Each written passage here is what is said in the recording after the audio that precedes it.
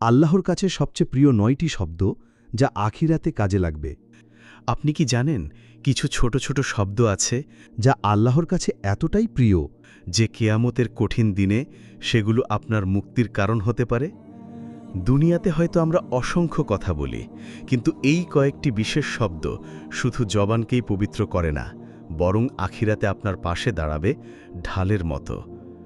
আজ আমরা জানব আল্লাহর কাছে সবচেয়ে প্রিয় সেই ৯টি শব্দ যা আপনার জন্য পরকালে কাজে লাগবে ইনশাআল্লাহ। তা হল ১, আল্লাহ আমাকে মাফ করবেন। মানুষ যত বড় গুনাহই করুক না কেন, যদি আন্তরিকভাবে বলে আল্লাহ আমাকে মাফ করবেন, তবে তার তাওবার দরজা খোলার সূচনা হয়ে যায়। আল্লাহ বলেন, হে আমার বান্দারা, যারা নিজেদের উপর সীমা লঙ্ঘন করেছ, আল্লাহ রহমত থেকে নিরাশ হও না, নিশ্চয়ই আল্লাহ সব গুনাহ ক্ষমা করে দেন। রাসূলুল্লাহ সাল্লাল্লাহু আলাইহি ওয়াসাল্লাম বলেছেন, যে ব্যক্তি তাওবা করে সে এমন যেন তার কোনো গুনাহই ছিল না। ২, আল্লাহু আকবার। আল্লাহু আকবার অর্থ